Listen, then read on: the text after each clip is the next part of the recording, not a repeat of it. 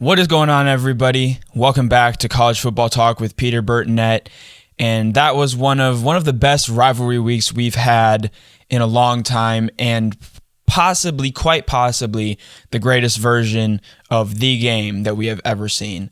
But before I dive into all the action from rivalry week in college football, if you go on to enjoy this video, please feel free to leave a like, consider subscribing to the channel, and turn on those post notifications so you're always up to date whenever I post. But let's get into the rivalry week action.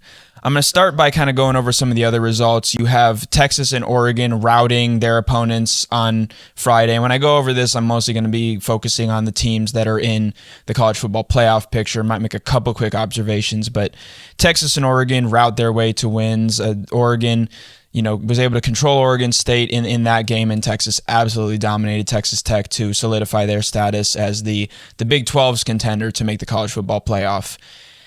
And then it was a matter of a couple of really close games, teams, playing their rivals, things being kept close. Two teams that kind of pulled away were Florida State and Georgia. Florida State obviously dealing with the loss of Heisman candidate quarterback Jordan Travis, an amazing football player who obviously went down with that leg injury and is out the rest of the year.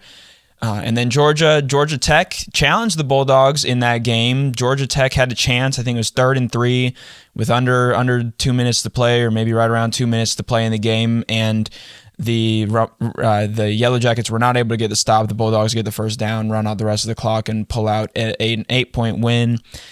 And then two other finishes that pretty much came down to either the final play or a couple of plays before the clock wound down. And first of all, the Apple Cup out in Washington, the last version of that as Pac-12 opponents. Unlike Bedlam, Oklahoma and Oklahoma State, and maybe even the Civil War, Oregon and Oregon State, I believe this matchup is slated to continue, but I will verify that in post and make sure that I have that correct. But this game, it was a close game. Washington State kept the game close throughout. It's 21-all with 2 minutes to go.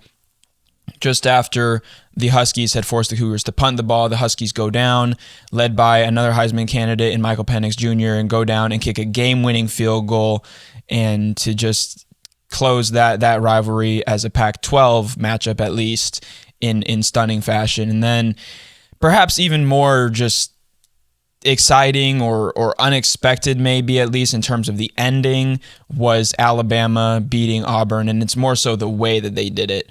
So it's late in the game, under a minute to play. Alabama has the ball, and a couple of penalties push the ball back to 3rd and 1, and it's 4th and goal. And Milroe drops back. Jalen Milroe, the Alabama quarterback, drops back, and he throws it into the end zone, and an absolutely phenomenal catch in the back corner of the end zone to seal Alabama's win over Auburn. An incredible throw by Milroe and an incredible catch by Burton in the corner of the end zone to give the Crimson Tide the victory and to keep their college football playoff hopes alive. They're kind of the last team standing in terms of the one-loss teams, but if they're able to beat Georgia and probably get some help with Texas losing, just because of that head-to-head, I think that's Alabama's path to the playoffs. There's not too much that has to happen. I think if the chalk holds and you have, say, Alabama beating Georgia, Washington beating Oregon to avoid any one-loss, debates there. I guess Michigan winning that one wouldn't matter quite as much. But so you have that would bump Michigan up to 1, Washington to 2, and would probably would put Alabama at 3, and then you'd have a pretty good debate of, especially again in this situation, assuming Texas loses to Oklahoma State in the Big 12 championship game, who gets that 4th spot? Is it Georgia with their one loss to Alabama in the SEC championship game? Is it Ohio State getting into that spot with their one loss to what would be most likely the number 1 team in the country?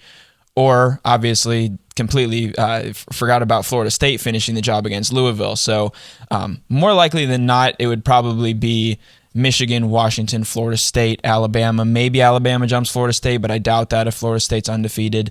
That situation, though, kind of brings up another scenario that I'll get into a little bit later in terms of maybe a one-loss team, an Ohio State, for example, getting into the playoff. That was kind of the excitement that was maybe a little bit unexpected, were those games out in Washington and in the Iron Bowl.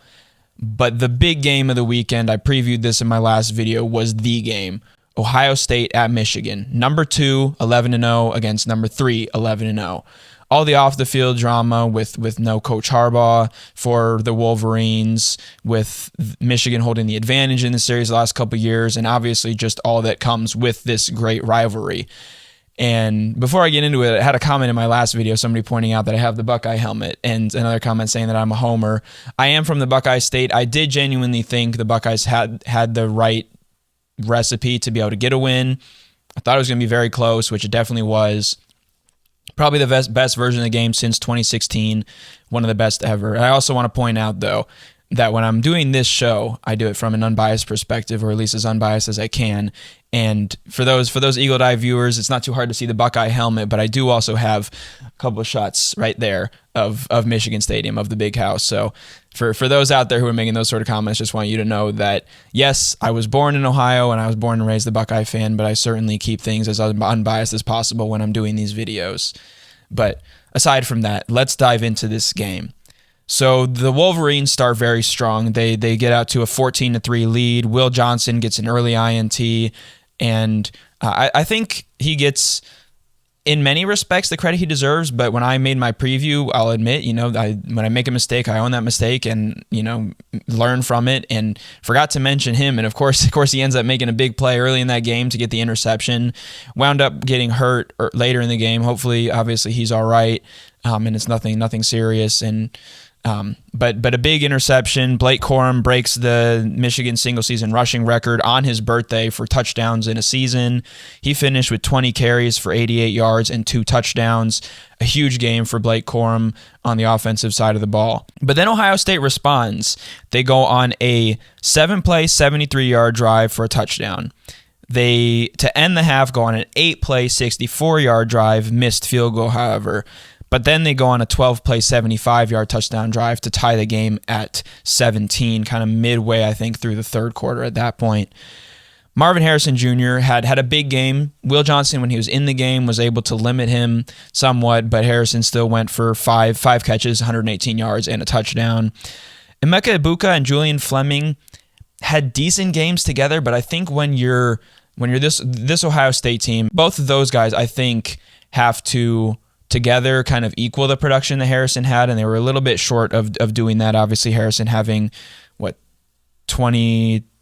35 more receiving yards, but not a bad game for Egbuka and Fleming, but I think getting either one of those two more involved would have done big things for the Buckeyes.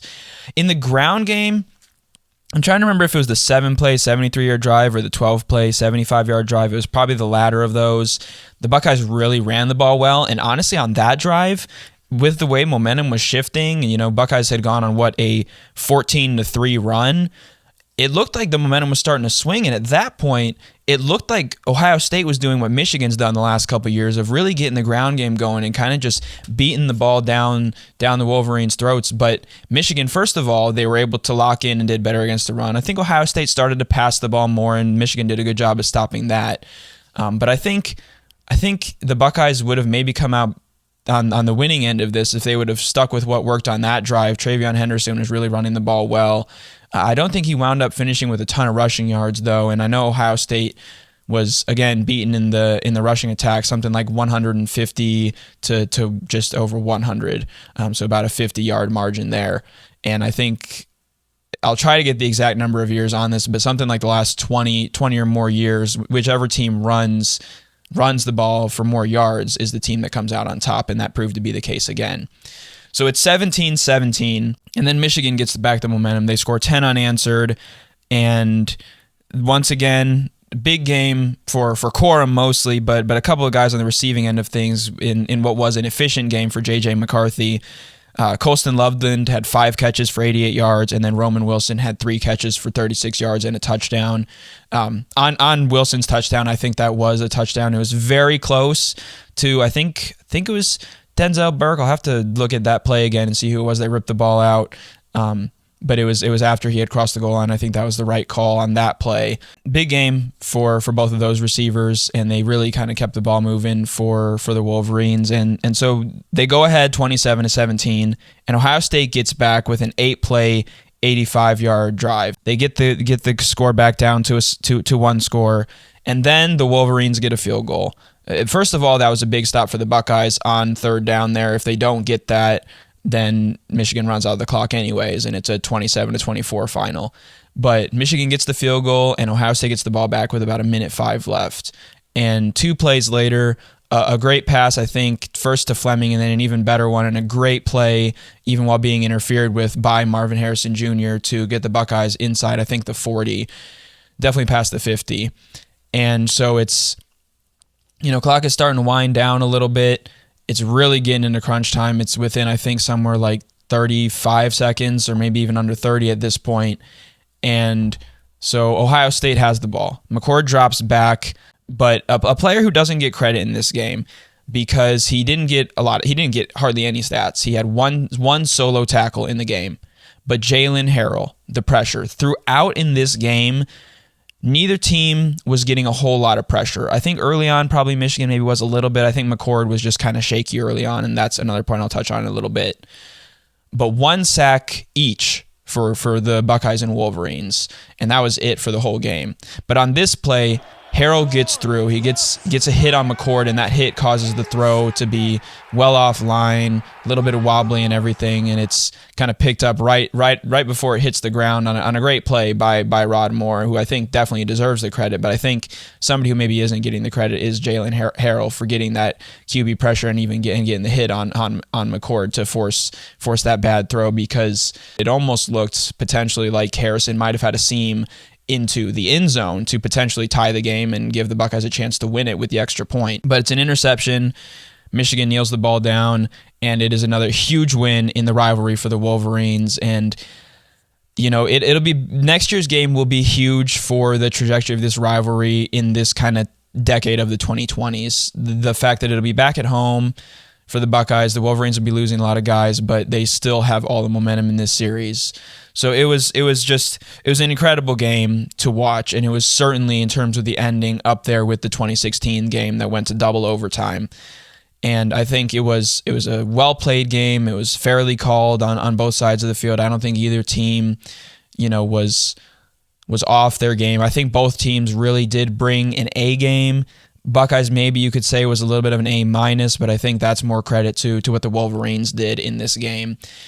And so just kind of a couple of takeaways. First of all, this Michigan team looks really good. Georgia looked a little bit more, kind of after the game and during it even, I'm thinking, whichever team wins, I don't know if either one can get past Georgia. But Georgia has shown some vulnerabilities this year. They did against Georgia Tech again this week. But I think for Michigan, they're in a good position to get to the national championship game this year. It'll be tough going against whether it's Washington, Florida State, Oregon in what would likely be a 2 versus 3 matchup. But I think the Wolverines have the tools and they have the physicality to get the job done. And I think, speaking of that physicality, I think the Buckeyes did a better job this year of matching it. I think there's truth to what Roman Wilson said. He obviously could speak kind of much better than I can, being out there on the field saying, that, quote, they're not tough, talking about the Buckeyes. I think there is some truth to that, but I think the Buckeyes were very different physically this year compared to the last 2 years. And, it's just a sign of where this rivalry is at. I think the next few years could be very, very competitive. Michigan right now has the momentum, but the Buckeyes are still a great team in college football. I would still say elite. Michigan is obviously still a step above them. I think it is also about matchups. I've talked about this, I think, a little bit before on the channel about how I think Ohio State is built more to compete with teams, maybe not even outside the Big Ten so much, but just to compete with teams like a Georgia, like they did last year, keeping that game close and having a chance to win it with the field goal on the very last play. And at the same time, I think Michigan's been built to beat Ohio State and to win the Big Ten, and they've proven that the last 3 years.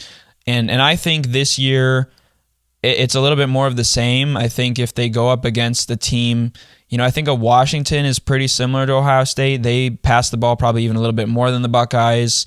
Right now, I would say that's a likely matchup, but I know Oregon is also favored in that Pac-12 championship game coming up on Friday. So there's a lot to look forward to with the college football playoff. I'll probably do more of a scenario video, a little bit of a shorter one, maybe later this week. But one other takeaway, as a Buckeye is the play of Kyle McCord. He starts 4 for 10. It's another slow start, and he's had rough patches throughout the year. You know, it's kind of through the entirety of the Penn State game, off and on. I think, you know, early on in the first few games of the year against Indiana. Western Kentucky played better, I think. Notre Dame, he struggled early and then played great late. But it's that slow start that I think, if he, you know, assuming he does come back next year, which I would assume, he'll have some competition with Devin Brown, Aaron Nolan coming in, the 5-star quarterback. But I think he probably would still be the starter because I think he's proven himself in the bigger moments.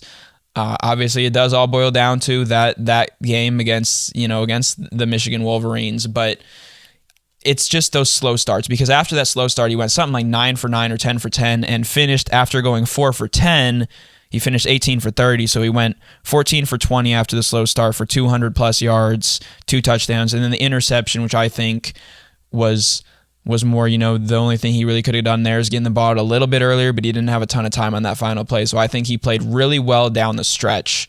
I just am not sure if those slow starts are too much to keep him in that starting job. And then the question of Ryan Day is a huge question.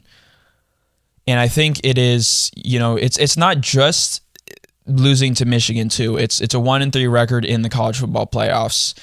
And I think if Ohio State gets another crack this year, if this scenario that they need shakes out, which I think would be the top 3 undefeated teams all winning, just to avoid those 1-loss teams in there. So Georgia, Michigan, and Washington all winning. Louisville's loss to Kentucky also helps the Buckeyes somewhat, because a 2-loss Louisville winning over Florida State is a lot less likely to be ahead of the Buckeyes than a 1-loss Cardinals team would have been, as much as they've looked a little bit shaky at times. So those all need to happen. I think also then Texas would probably need to lose to Oklahoma State. But this week will be a good indicator. However, things will change when Texas has that conference championship. If they were to win the Big 12 and finish with 1 loss, I think even if they're behind Ohio State this week, they would jump the Buckeyes with a conference championship win. So I think Oregon has had so much momentum and has been playing so well and has a really good resume too, that I think is level, if not better than the Buckeyes. I would say, and actually I'll give my top 8 right now because I think that's how many teams are seriously in contention. It's very close. And honestly, I think with this win, I would put the Michigan Wolverines at number 1. You beat the team that was number 2 in the country without your head coach. Yes, it was at home, so there's that edge, but that doesn't take anything away from this win for the Michigan Wolverines. And if you're looking at it in this present moment, yeah, Georgia's probably still got a little bit of a better resume, but I think you do have to factor in somewhat what the eye test has looked like, and Georgia has been so dominant, and it's tough to put a team ahead of a back-to-back national champions, but nobody has a win, even Georgia, that is on level with what I guess maybe Washington over Oregon, and to a slight lesser extent Texas over Alabama, but really I don't think any team has a win like Michigan over Ohio State. So I'd have Michigan at number 1, I would have Georgia at number 2, I would have Washington at 3, Florida State at 4. So right now, those 4 teams all win the conference championship game.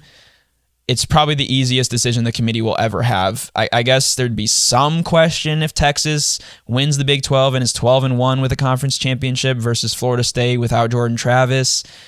But I don't think you can leave an undefeated conference champion out. So if those 4 teams all win, I think they stay in those positions. Obviously, Michigan and Washington and Florida State are probably all going to move up a spot this week.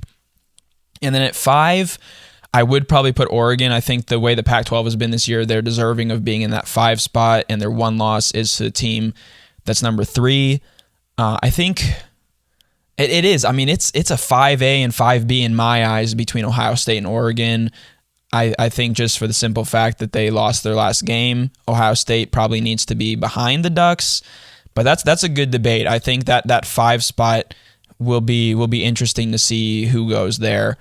And then Texas also has that big win over Alabama, so they're still at 7, and Alabama's at 8 to round out my top 8. Because after that, yeah, there's teams that deserve credit for what they've done this year, like Missouri finishing off their 10-2 season against Arkansas, Penn State 10-2, I think Ole Miss 10-2. There's a lot of good teams that are there, but none of those teams are really, even Louisville 10-2, but they're probably at the back end of those 10-2 teams. So that's my top 8. Those are my thoughts on this game. Again, looking back at it now, it's just incredible how that game played out on Saturday. And I think whether you're an Ohio State fan, whether you're a Michigan fan, whether you're just a fan of college football, you have to enjoy that and all the other excitement that we had this rivalry week. But if you've watched this point in the video, thank you so much for taking the time to watch, to spend your time watching College Football Talk. Hope you all had a fantastic Thanksgiving. Hope you are eagerly anticipating the Christmas season. I know this is one of the most exciting times of the year. It's a little bittersweet though. Regular season college football is done, so it means that we're drawing pretty close here. We're a little like a month and a half out from the national championship game. So it means that unfortunately college football is drawing to a close this season, but what a season it's been.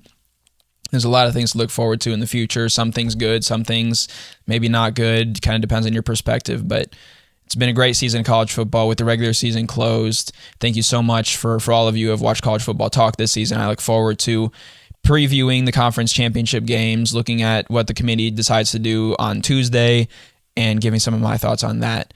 But again, thank you so much for watching the channel. I'm Peter Burtonette, host of College Football Talk, signing out. Peace.